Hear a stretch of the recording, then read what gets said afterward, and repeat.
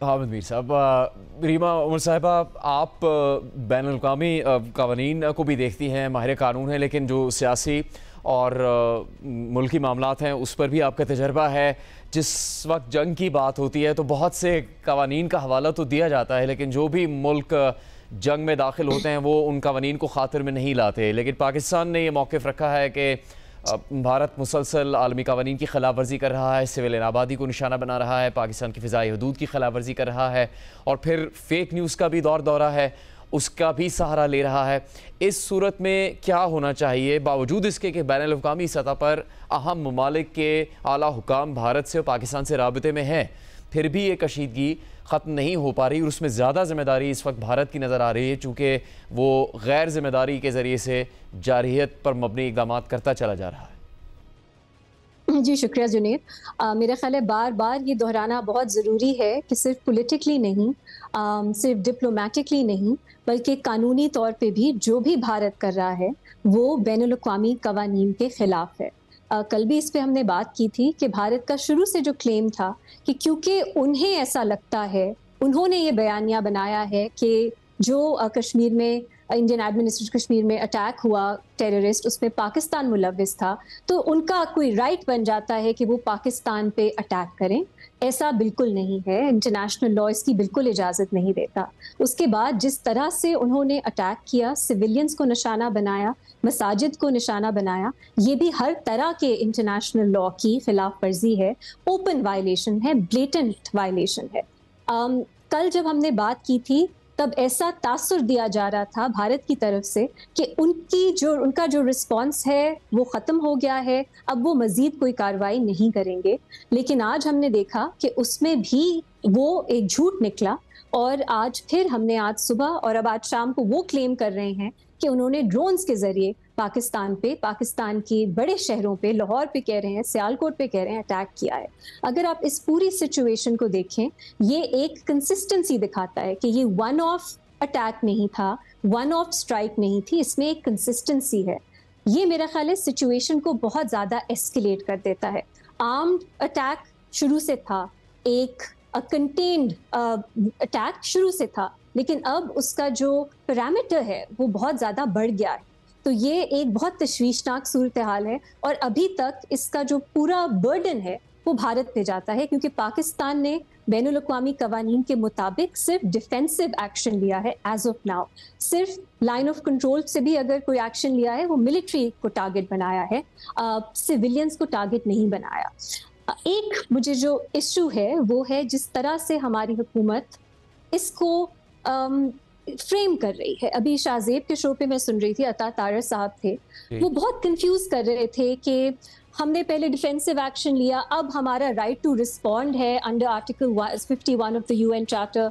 बदला लेना, रिटेलिएट करना, रिस्पॉन्ड करना, ये एक जो आसान सा फ्रेमवर्क है उसको बहुत कॉम्प्लिकेट बनाता है।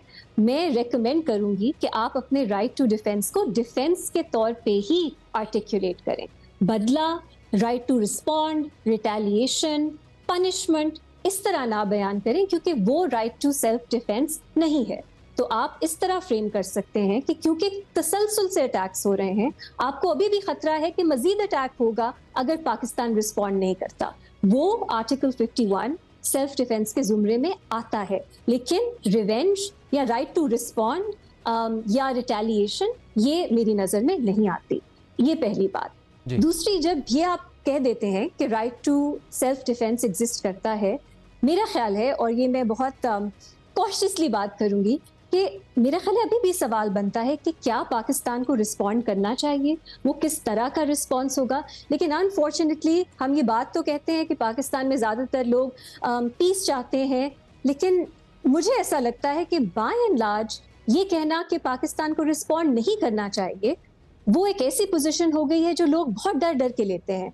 लोग सेल्फ सेंसर करने लग गए हैं, और बाय एंड लार्ज जो लोग मीडिया पे या सोशल मीडिया पे एक्सप्रेस कर रहे हैं, ऐसा तासुर दिया जा रहा है कि एक पेट्रियाटिक पोजीशन, या अगर आपके दिल में दर्द है, तकलीफ है, गुस्सा है आपको भारत पे, तो सिर्फ यही पोजीशन है कि पाकिस्तान को रिस्पॉन्ड करना है मिलिटरीली। इस पे मैं थोड़ा सा कहना चाहूँगी कि आई होप कि हम ये रूम ओपन रखें, कि जो लोग ये पोजीशन आर्टिकुलेट करते हैं कि उनकी नज़र में पाकिस्तान को ही ज़्यादा नुकसान होगा अगर पाकिस्तान मिलिटरीली रिस्पॉन्ड करता है, तो उनके पेट्रियटिज्म को या उनकी भारत जो इस वक्त कर रहा है, ये ना समझा जाए कि उनके लिए वो पॉलिजेटिक मतलब या पॉलिजिया बना रहा है, या वो भारत को कसूरवार नहीं समझता, या वो समझता है भारत और पाकिस्तान इक्वली कसूरवार है। ऐसा कुछ नहीं है।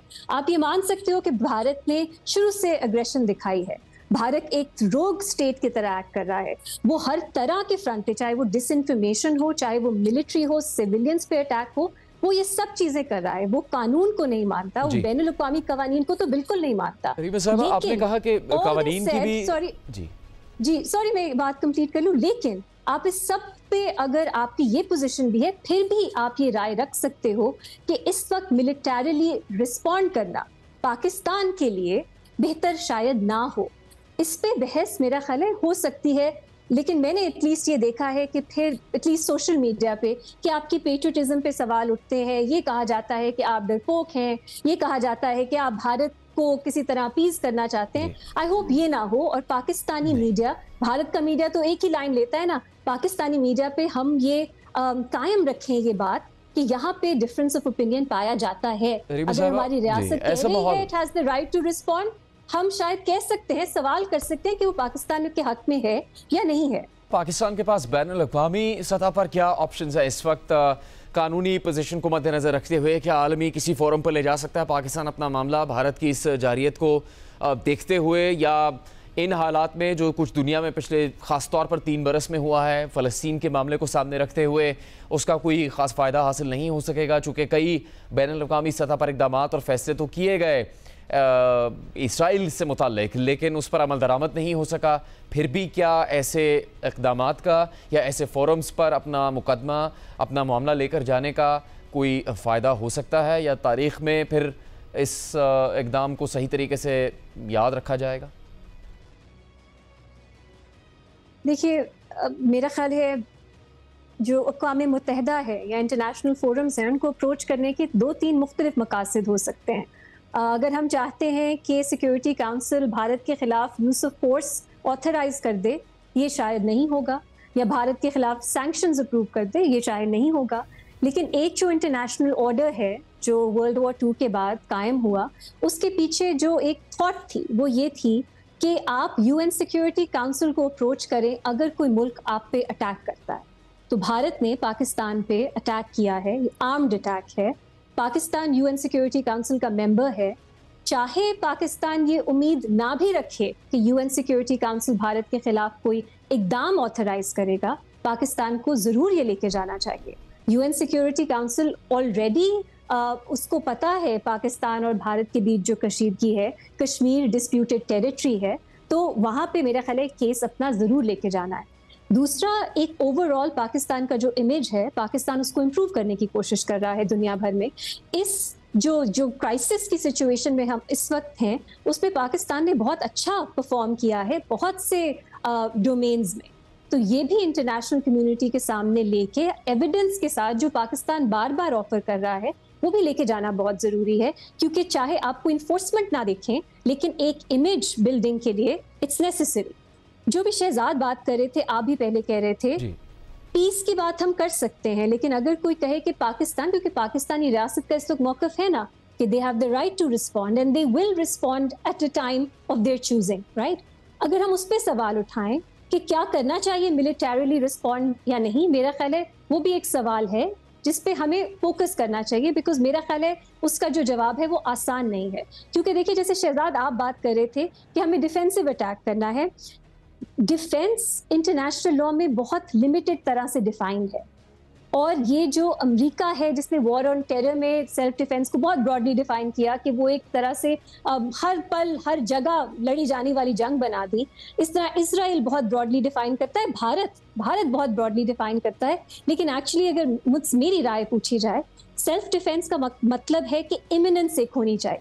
आप पे हमला हुआ है, आपने फौरन, कि आपके पास कोई टाइम नहीं है सोचने का, आपने फौरन रिस्पॉन्ड किया, या अगर आपने कुछ वक्त भी लिया वो इन्फॉर्मेशन गैदर करने के लिए, स्ट्रैटेजी बनाने के लिए रिस्पॉन्ड किया, उसमें नेसेसिटी देखी जाती है कि कोई और ऑप्शन नहीं है, प्रोपोर्शनैलिटी देखी जाती है, और इमिनेंस बहुत ज़रूरी है। क्योंकि ये दिफा है, ये डेटरेंस नहीं है। और बैनुल अक़वामी जूरिस्प्रूडेंस इस पे बहुत क्लियर है कि डेटरेंस मुख्तलिफ चीज़ है, रिटेलिएशन मुख्तलिफ चीज़ है, रेट्रीब्यूशन या बदला लेना मुख्तलिफ चीज़ है। तो इसको हम डिफेंस नहीं बना सकते। सो ये थोड़ी सी एक टेक्निकलिटी है जिसको नज़र में रख के सामने चलना है। इसलिए मैंने कहा कि क्योंकि ये कंसिस्टेंटली अटैक्स अब हो रहे हैं, पहले जो है वो स्ट्राइक्स हुई, ड्रोन्स के जरिए अटैक्स हो रहे हैं, तो आप ये आर्ग्यू कर सकते हैं कि अगर हम मिलिटरीली रिस्पॉन्ड नहीं करते तो ये मजीद हम देखेंगे ये अटैक्स होते रहेंगे।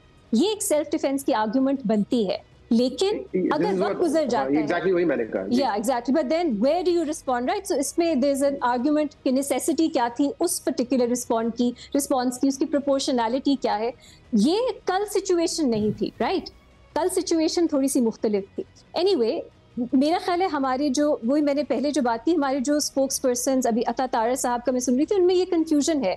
आप लोग जब उनसे बात करें, आप भी शायद क्लैरिटी मिल जाए, क्योंकि वो राइट टू रिस्पॉन्ड कहते हैं, सेल्फ डिफेंस को कह के फिर कहते हैं हम बदला लेंगे या हम, मेरा ख्याल है ये क्लैरिटी उनमें शायद उस तरह से। रिमा साहिबा, ये तो अच्छी बात है कि सवाल उठाया जाए, और अगर आज है इजाज़त कल नहीं थी तो होनी चाहिए हर वक्त सवाल उठाने की अपनी रियासत से, हुकूमत से, हुकूमती नुमाइंदों से।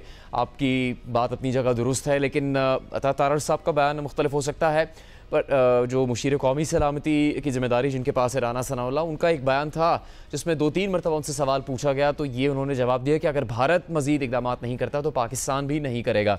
तो ये किसी हद तक उनकी तरफ से एक जिम्मेदाराना बयान था, लेकिन अगर ख्वाजा आसिफ साहब ने कहा, पोजीशन बदल ली बाद में। जी सॉरी, हमने हुकूमत की बात की, हमने इंडिया में अपोजिशन की बात की, आप लोग मीडिया की बात करते हैं। मैं ज़्यादा इंडिया का मीडिया या सोशल मीडिया फॉलो नहीं करती, क्योंकि वो बहुत टॉक्सिक है और आपको एक तरह का ही व्यू पॉइंट नजर आता है। पर मैं सिर्फ ये छोटी सी बात करना चाहती हूँ, मैं जिनसे ज़्यादा इंगेज करती हूँ, इंडियन से, एकेडमिया, इंसानी हुकूक की जो कम्युनिटी है, उसमें अभी भी आपको बहुत सेम वॉइसेस मिलती हैं। तो कभी कभी जब हम, क्योंकि इतना ज़्यादा डोमिनेट करता है main stream media, politicians, social media, उसमें एक ही तरह का पाकिस्तान के खिलाफ मौक़िफ़, नफ़रत इनफैक्ट अब नज़र आती है। लेकिन अभी भी हमें, मेरा ख्याल है ये शायद हम सब करते ही हैं, लेकिन आई जस्ट वांट टू से दिस कि 100 करोड़ से ज़्यादा का जो मुल्क है उसमें सब पाकिस्तान दुश्मन नहीं है। और मुझे उम्मीद है, जो मैंने देखा है मेरी इंटरेक्शन से, कि अभी भी वहाँ पे सैनिटी मौजूद है। वो डरते हैं जो भारत में है अपने आप को एक्सप्रेस करने से, और जिस तरह की हमारी आजकल इंफॉर्मेशन की सोर्सेज हैं उसमें उनकी आवाज़ें दब जाती हैं, लेकिन दे एग्जिस्ट। तो हमें उनसे भी अपील करनी चाहिए कि they should also show their government sanity, but they exist, those voices in India as well.